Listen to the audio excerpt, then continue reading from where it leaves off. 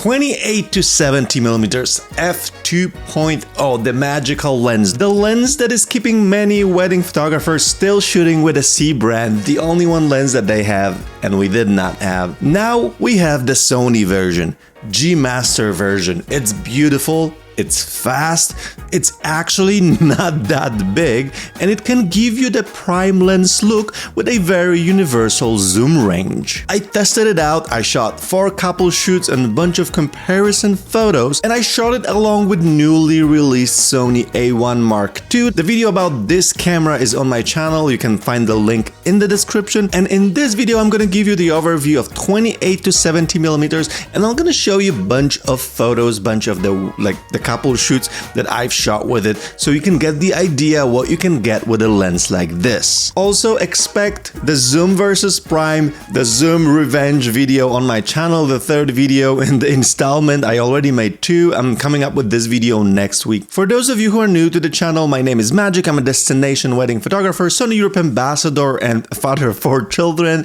And on this YouTube channel, I talk weddings and gear, specifically Sony gear for wedding photography. So if you're into any of these topics, make sure to subscribe. The lens that I'm talking about, I don't have it anymore. I had to ship it back, so I received it for testing. I didn't get paid for that. I didn't get any budget to make this video, or Sony don't get to see this video. Still, consider me strongly biased. Like I've been shooting Sony for years. I'm a huge Sony fanboy and Sony ambassador. And let's start with this. This lens is really not that big. Like if you've had the Canon version in your hands before, I call it the wrist breaker. It's so heavy. It's so huge that personally for me with my kind of tiny but long hands, it's a bit uncomfortable after shooting for a while. All of this is not the case with the G Master, with the 28-70 G Master. It is under 1 kilogram and it's very close in the size and weight to the Sony 135 G Master. So if you had this lens before in your hands, you can probably get the idea how big and how heavy the new zoom lens is. The 28-70 is actually slightly lighter than 135, but slightly longer and has a thicker body. It has 86mm filter size, while the G Master 135 have 82mm, so that's kind of the difference between these two. Here is how it looks compared to my biggest lens in my arsenal, which is 50mm f1.2 G Master. So you can get the reference. The build of that lens is a pretty G Mastery build. There's nothing new. By looking at this lens, we have aperturing. You can set it to be clicky or non-clicky, or you can lock it at auto there. So there's this lock switch. We also have autofocus to manual focus switch. We have 2 custom buttons, and then we have this switch for the zoom operation. It can be set either to tight or smooth. That's similar to the 24-70 G Master Mark II from Sony. The zoom ring is huge.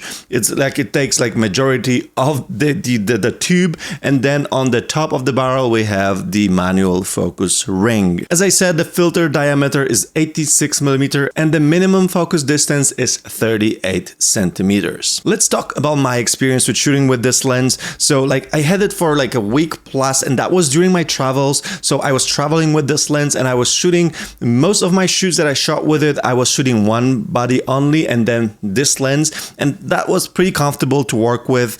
Having the camera just on my shoulder with a Peak Design strap was okay for me. The shoots that I was shooting were ranging between 1 hour or 2 hours in the total time, and I did not feel fatigued with this lens at all. And then on top of that, I also shot a photo shoot with my harness on me and one camera with this zoom and the second camera with a prime lenses, and also that was pretty okay to me, so I did not feel any discomfort with using this lens, which is actually pretty awesome if you're thinking what you're getting with it. And yeah, what you're getting with it is beautiful photos. So I do have small issue with the lens after I reviewed the photos. I'm going to talk about in the second. But first, let's just go through the photos. All of them, by the way, are edited with my Magic Cadabra presets that I updated 2 months ago with the entirely new 3-hour editing course.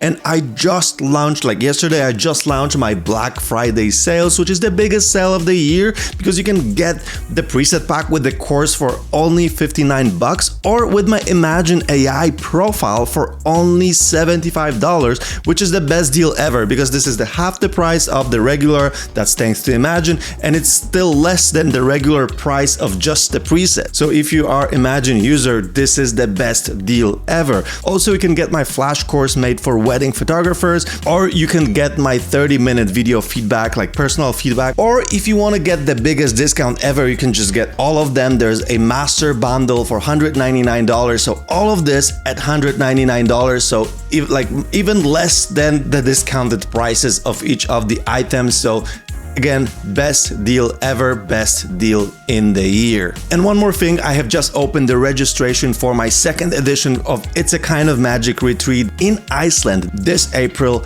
12 people, 4 nights in amazing lodge, 2 days of photo shoots in epic locations, morning and evening masterclasses, and one-on-one sessions. This is the experience that will boost your entire wedding photography business and will take it to next level.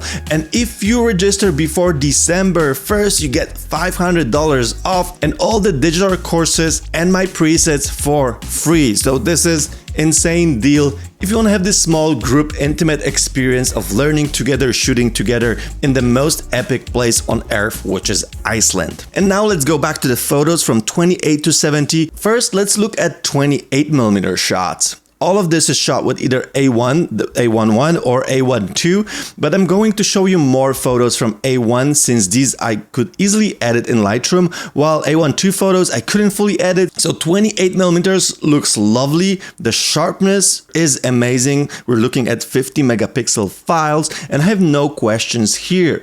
And there's also nice soft blur at 28 f2, like if you get closer, you're gonna notice that more and more. And then you'll definitely see more of that background blur and a nice smooth bokeh when you zoom in that lens. So these are some photos from 50mm, you can see the prime-like look, and then at 70mm even more, which is kind of not surprising, right? For me, it's all about that soft image in the wider angle, so 28, 35, 40mm. Like if I can get a nice prime looking image from this range, that is something that I really enjoy, because then getting to like a longer focal length, that's kind of typical that you will see more and more blur in the background. The AF system is flawless. I have like 0 issues. I don't think I have a single image that is not in focus, that is not sharp where it's supposed to be. I shot a bunch of walking shots. I shot a bunch of photos that like the subject is farther away from me,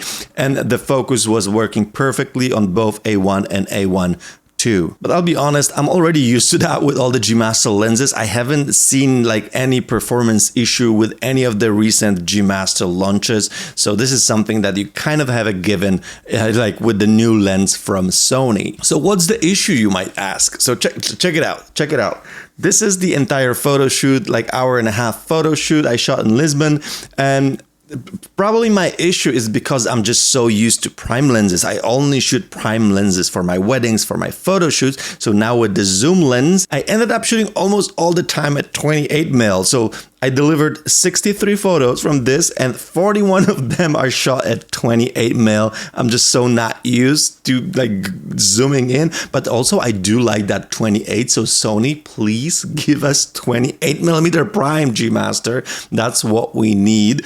And I had to force myself to use the ring. I feel like maybe at the wedding, the situation would be slightly different, because like photo shoot is something different from a wedding. At wedding, you might need to zoom in, get that look while standing in the same place. While at the photo shoot, you have more control over posing, over the distances and so on. So maybe that's why I was not using that zoom ring that much. But I sadly will need to wait for the next wedding season to actually practice with this lens at like a regular weddings, because like I just shot my last wedding of the season 2 days ago and I already sent the lens back. I didn't have it, so I have to wait until it actually launches, or maybe loan it from Sony, or maybe buy it myself. Although I don't think I personally am gonna buy this lens, just because that exact reason that I told you. And the price of this lens is around 3,000 euros. You'll find the actual price in the description, which makes it quite expensive, but then it is very, very unique lens, and you're getting really compact version of this lens. It's very usable, very comfortable, and the image look is amazing. So for those of you who are zoom shooters, you can actually have like a way different image look, especially at these wide angle, the focal lengths, than the regular 24-70 f2.8, for example. And I love how Sony's showing the possibilities with their optical performance and shrinking down and the compact lenses and so on. That's actually very, very impressive. And I'm so looking forward to see what they have in store for us in the next years, because like the line of the lenses is just keep expanding. They're keep giving us different lenses, different focal lengths, different zoom lenses, and they're experimenting with that, which I really like. Let me know, what do you think about this lens? Are you planning to get it? Do you like the images? Let me know down in the comments, and make sure to subscribe to watch the video Zoom versus Prime. I'm gonna be comparing this one versus my 35 and 50mm setup at a couple photo shoots, so that's coming next week. All right, ciao.